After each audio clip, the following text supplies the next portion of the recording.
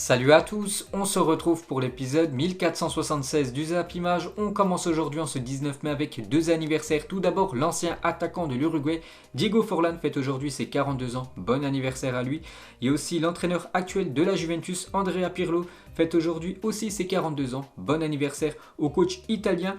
Et pour finir, c'est un club qui fête son anniversaire aujourd'hui. Un jeune club, vu que c'est le club allemand du RB Leipzig qui fête aujourd'hui seulement ses 12 ans. Donc le palmarès actuellement du RB Leipzig, donc pas de trophée mais toujours des bonnes places, on peut dire, soit en Coupe d'Allemagne ou en Bundesliga. Deux fois vice-champion de Bundesliga, deux fois vice-champion de Coupe d'Allemagne, une demi-finale de Ligue des Champions disputée la saison dernière et un quart de finale d'Europa League. Un jeune club déjà grand et un vivier de jeunes joueurs talentueux, cette équipe du RB Leipzig. Ensuite, on prend la direction de l'Angleterre. On va parler des matchs de la soirée d'hier. On commence tout d'abord avec cette belle affiche. Le 3e contre le 4e. Chelsea contre l'équipe de Leicester. Donc, dernière affiche de la FA Cup. Il y a quelques jours, Leicester s'est imposé 1-0.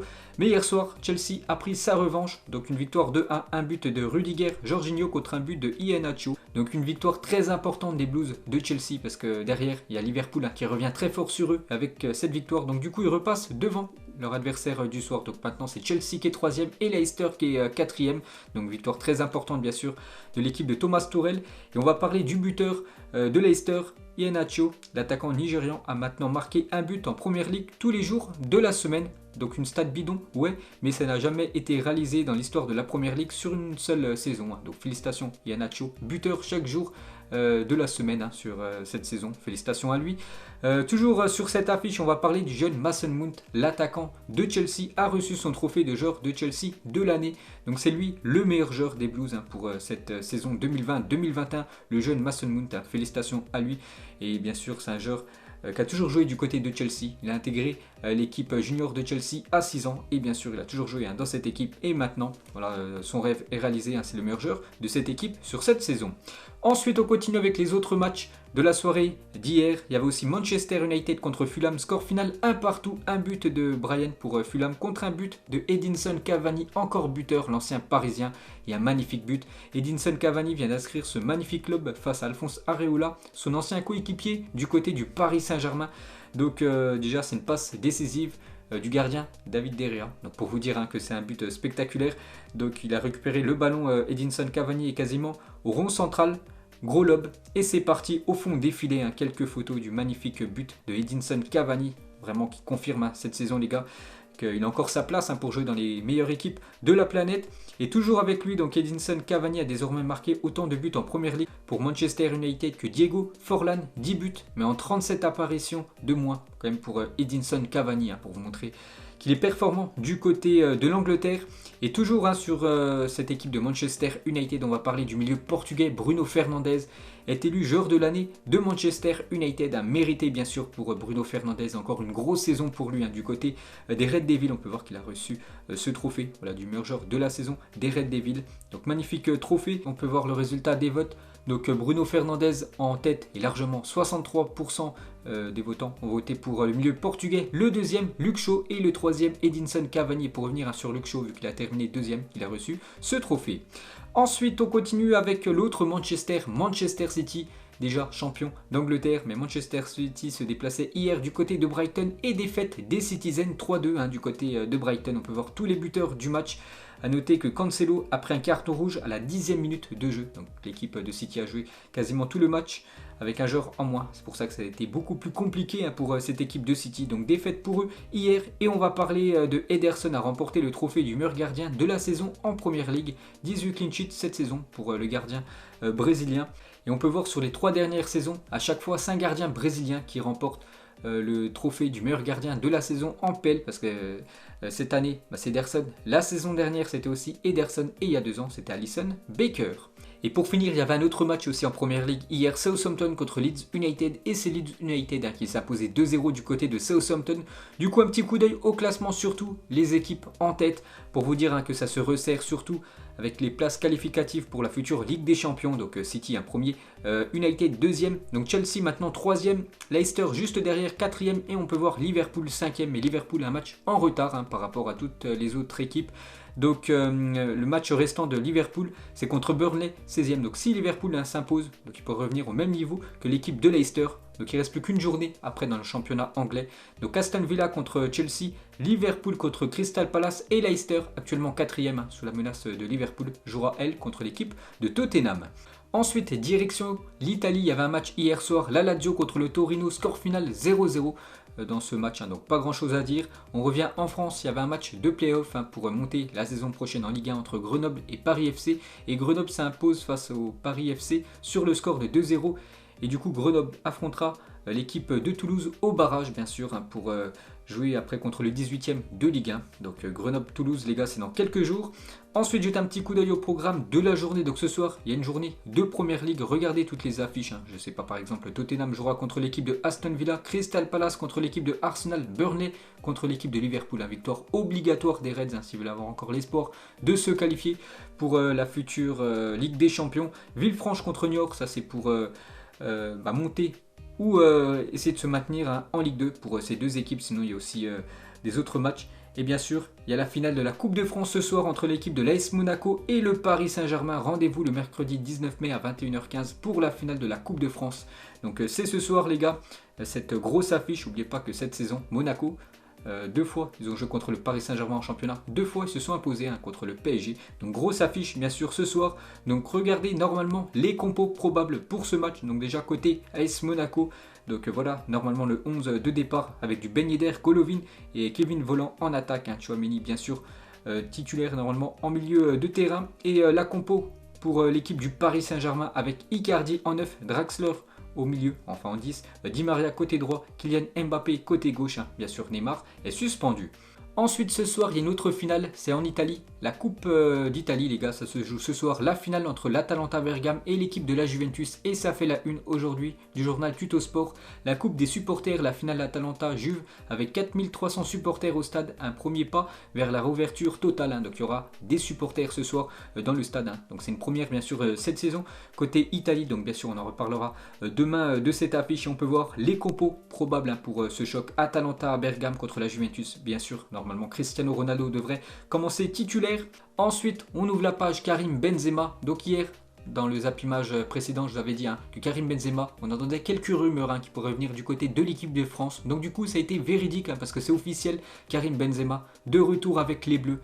Et ça, c'est une immense joie, bien sûr. Et ça fait la une du journal L'équipe aujourd'hui. La surprise du chef Deschamps, le sélectionneur des Bleus, a dévoilé hier soir les noms des 26 joueurs convoqués pour l'Euro du 11 juin au 11 juillet. L'attaquant madrilène Karim Benzema effectue son retour après plus de 5 ans de mise à l'écart. Donc merveilleux les gars, bien sûr le retour de Benzema avec l'équipe de France, beaucoup l'espéraient, chose faite, c'est vrai qu'on n'y pensait plus du tout les gars, on pensait que c'était mort. Tant que Deschamps était sélectionneur de l'équipe de France, on ne voyait pas du tout Benzema revenir. Et du coup, ça s'est fait. Donc plus de 2049 jours. Le dernier match de Karim Benzema avec les Bleus date du 8 octobre 2015. C'était face à l'Arménie. Plus de 2000 jours quand même que Benzema n'a pas savouré le maillot de l'équipe de France. Donc le 8 octobre 2015, la date de la dernière sélection de Benzema. Il pourrait retrouver le maillot bleu contre le Pays de Galles en amical le 2 juin prochain. Donc la dernière fois que Karim Benzema portait le maillot de l'équipe de France, je vous ai dit, c'était le 8 octobre 2015. Donc ce soir-là, Karim Benzema avait inscrit un doublé permettant aux Bleus de s'imposer 4-0 contre l'Arménie. Et depuis ce jour-là, il a été mis à l'écart par le sélectionneur français Deschamps depuis quasiment 6 ans. C'est qu'il a inscrit un doublé lors de ce dernier match.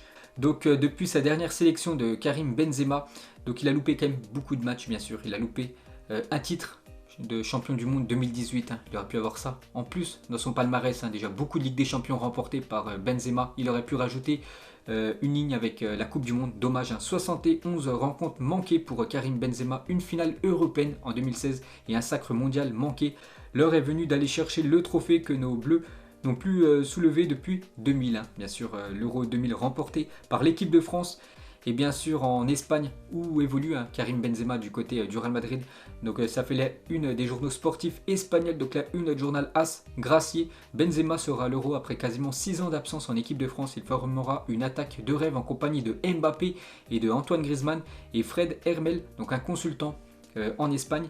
Pour les Espagnols qui adorent le football, on présentait l'absence de Karim Benzema comme un crime contre le football. Ce crime a été réparé avec bien sûr son retour en équipe de France. Mais pour moi c'est quand même 6 ans de gâchis pour Karim Benzema. Il aurait dû toujours jouer en équipe de France. C'est vraiment dommage les gars, il aurait pu avoir une carrière magnifique avec l'équipe de France.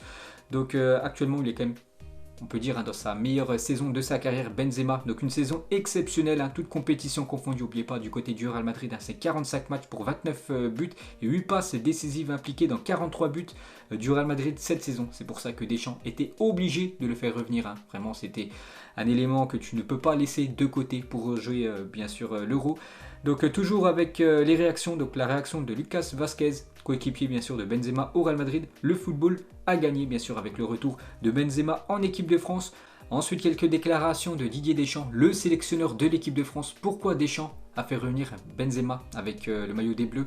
Ni Karim ni moi n'avons la capacité de revenir en arrière. On s'est vu, on a discuté longuement. Après cela, j'ai une longue réflexion pour en arriver à prendre cette décision de faire revenir Benzema avec le maillot des Bleus. Donc d'après les infos que j'ai, en fait, Deschamps s'est rendu à Madrid la semaine dernière pour rencontrer Karim Benzema. C'est pour ça, tout simplement, qu'ils ont parlé ensemble.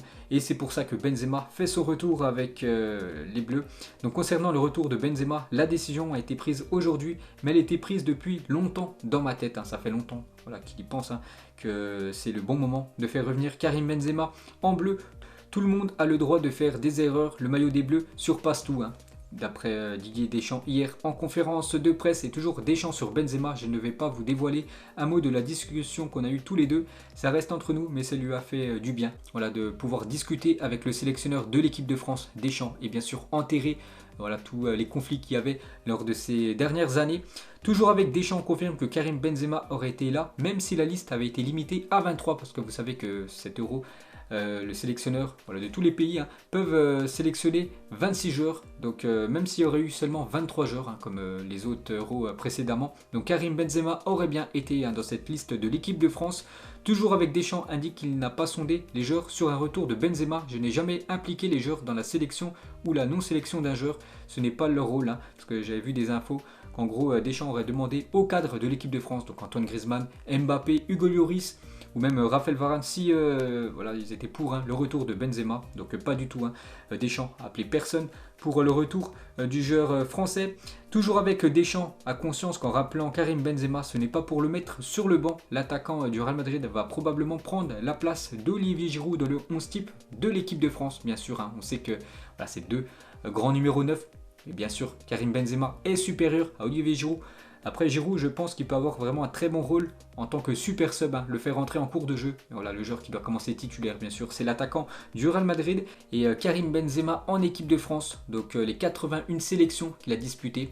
Donc c'est quand même 27 buts pour Karim Benzema. Donc la carrière de Benzema avec l'équipe de France, 81 sélections, plus de 5130 minutes jouées pour 27 buts et 18 passes décisives pour Benzema. Et de nouveaux records à aller chercher pour Benzema, malgré ses 33 ans. Donc actuellement c'est le 10e meilleur buteur de l'histoire de l'équipe de France, 27 buts à une unité de Youri Djorkaeff, et 20e joueur le plus sélectionné à égalité avec Ribéry, Evra, une sélection de Djorkaeff et Amoros, 2 de Matuidi et Galas. Donc quelques records à aller chercher pour bien sûr Karim Benzema dans le futur avec le maillot des Bleus, en espérant qu'il fasse une seconde belle carrière avec son équipe nationale. Cette fois-ci, une déclaration du président de la Fédération française de football, Noël Le Graët. Il a dit: je suis très content que Deschamps et Benzema se réconcilient. J'ai toujours souhaité que cela se termine comme ça. Didier a fait preuve d'une grande intelligence et Benzema est tellement fort sur toute la saison sportivement. C'est un choix incontestable, d'après Noël Le Graët. Lui aussi très content du retour de Karim Benzema. Malgré que Noël Le Graët, j'ai vu pas mal de déclarations ces dernières années, il disait en gros que Benzema n'allait plus jamais revenir en équipe de France, donc tant mieux avec le retour bien sûr du joueur du Real Madrid. Et toujours avec Karim Benzema en 2017, il avait dit: tant que ce sera Didier Deschamps le sélectionneur, je n'aurai pas de chance de retourner en équipe de France. C'est ce que je pense moi, et c'est ce qu'on pensait tous. Et pourtant, quelle journée bien sûr hier, avec le retour de Benzema en équipe de France. Avec des fois il se passe des choses incroyables dans le football. Par exemple, il y a quelques années, personne pensait l'arrivée de Neymar au Paris Saint-Germain, ça c'est fait. Personne pensait le retour de Karim Benzema en équipe de France quand c'était Deschamps le sélectionneur, ça s'est fait hier. Donc tout peut arriver bien sûr dans le monde du football. Donc Fred Hermel, un consultant RMC du côté de l'Espagne, il a dit: Benzema a mis sa fille dans une école publique à Madrid qui dépend du lycée français.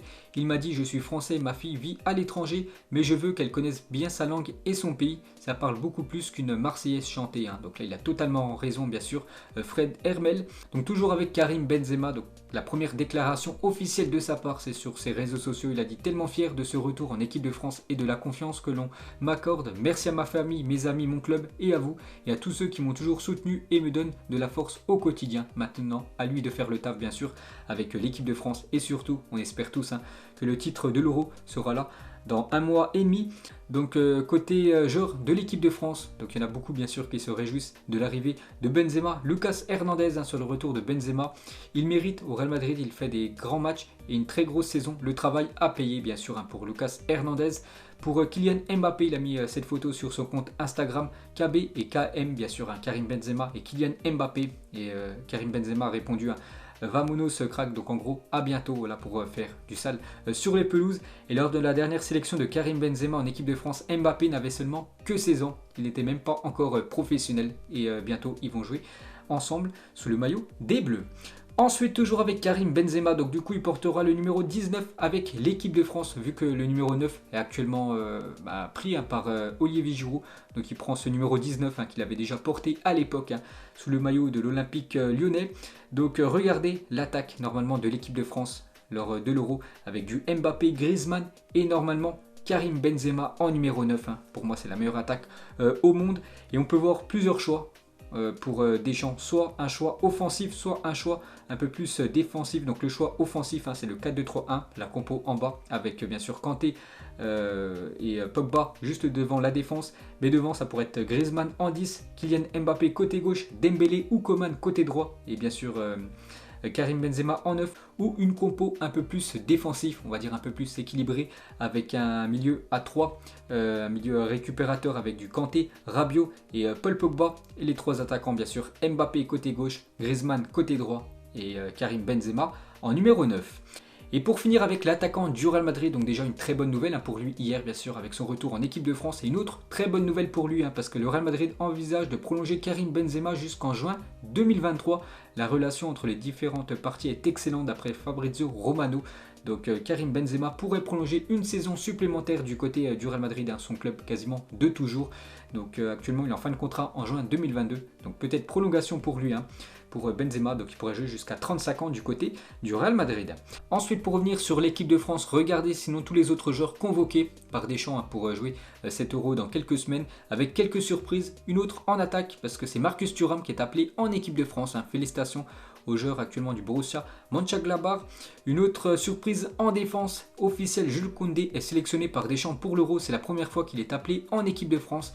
Et Deschamps a expliqué pourquoi il a pris Koundé. Koundé aurait pu venir en mars, mais je l'ai laissé aux espoirs. On le suit depuis très longtemps. Il est très polyvalent. Et ça, bien sûr, c'est une récompense pour lui parce qu'il est très bon actuellement du côté de Séville. Félicitations à Koundé qui va prendre beaucoup d'expérience, bien sûr, avec le groupe professionnel des Bleus.